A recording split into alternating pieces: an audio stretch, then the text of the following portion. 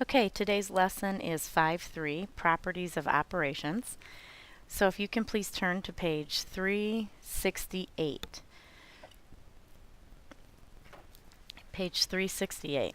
We're going to start talking and reviewing some properties of working with numbers. So properties of operations just means properties of addition, subtraction, multiplication, and division. Now these first two should be review.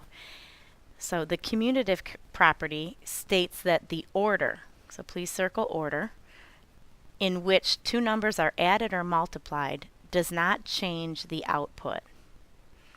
Commutative. So that would be something like this. 5 plus 6 is the same as 6 plus 5. Okay? Now we have to somehow make a connection between commutative and what it's doing. So one of the easiest connections that a lot of kids do is a C for commutative really connects to the word change, changing order.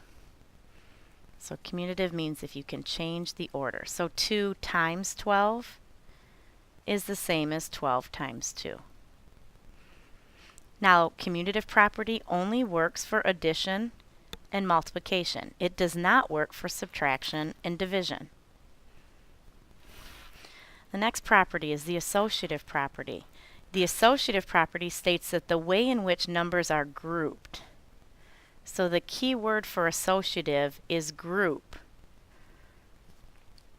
So if you look at this in numbers, notice that 2, 3, and 8, 2, 3, and 8 are not put in a different order. The order is not changed at all.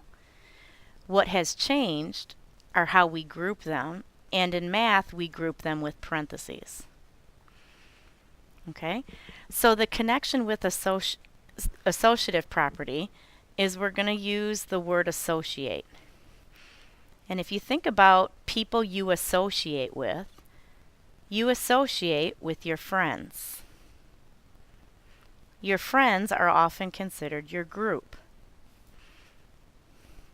So in this example, 3 plus 8 are friends. They're in a group. And the next problem, 2 and 3 become friends. So it's kind of like middle school. One day you have a best friend. The next day your best friend changes. Okay, so with the associative property, you're looking for when the groupings change. This works for addition or for multiplication. So in this example, notice that the order is the same, 3, 4, 5, 3, 4, 5. What's different is the grouping. Okay, so those are two you need to memorize. The next two properties, and a property is just meaning that it's going to be true for any number. The next three, the additive identity property, says that when you add 0 to any number, the number's identity doesn't change. So if you think about identity theft is the definition of who you are. Your identity is you. So if you think about adding, if I take my favorite number 32, and if I add 0 to it, my favorite number's identity has not changed at all. So that's where additive identity comes in. The multiplicative identity is the number that you multiply by and it doesn't change a number at all. Well, the multiplicative identity is 1. So you can take any number, multiply it by 1, and that number is always going to stay the same. Its identity is not changing. And the last one is a really easy one. You probably learned first time you learned to multiply is the multiplicative property of 0. And that just says that anytime you multiply any number by 0, you end up with 0. Okay, so part of our work today is just going to be picking out what these properties are. So if you look at Got It question A, the first thing you want to look for is what's different from this side to this side. What has changed? Well, the thing that has changed is x plus y becomes y plus x. So x and y changed order. So if they changed order, that is the commutative property.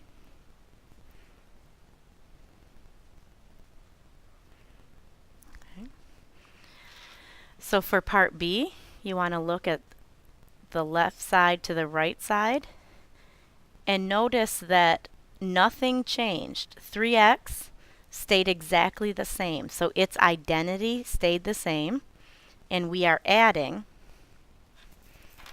So that's called the additive identity property. Okay.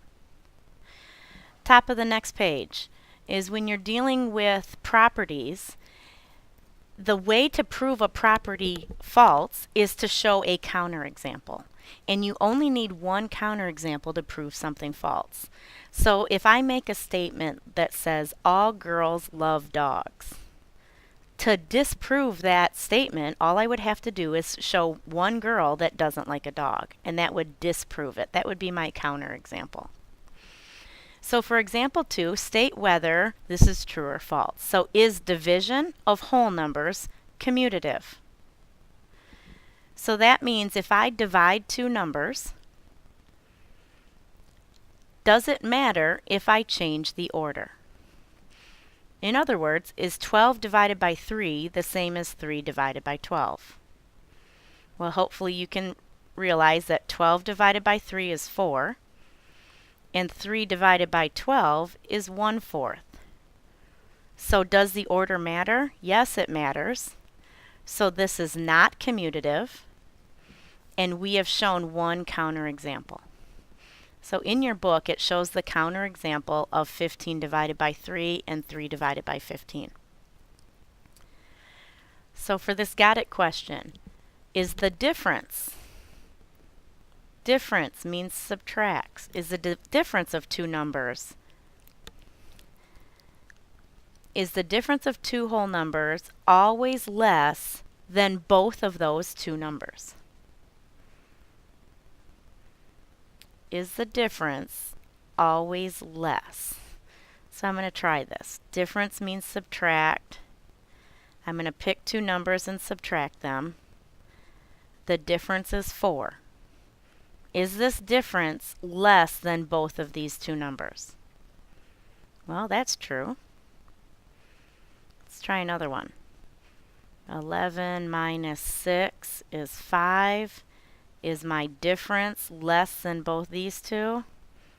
Yep. Okay, so can we find a counterexample? Two whole numbers that when we subtract them, it's always less than the other two numbers. Well, what about this? 8 minus 0 is 8. So my difference is 8. Is 8 less than both of these two numbers? Nope, it's not. So here's our counterexample. So we would say this is false, that it is untrue, that the difference is always smaller than the two. Okay? All right, please turn the page. The top of the next page, we're going to begin simplifying expressions by using these properties. So in this example, notice that there's some simplifying that could happen. We could add 7 and 5 together if they were next to each other, if they were grouped together. Well, right now they're not grouped together. So the first thing we do is we flip-flop the 7 and the g around. So doing 7 plus g and getting g plus 7, that's the commutative property. The next step is we move our groupings. G plus 7 are best friends, and we move our grouping to be 7 plus 5 are best friends. That's the associative property. And the last step is that we add. And we get an answer of g plus 12. G plus 12 is simplified because there's no like terms that can be added. There's no more math that can be done, and we're finished. Okay, so let's do this one together.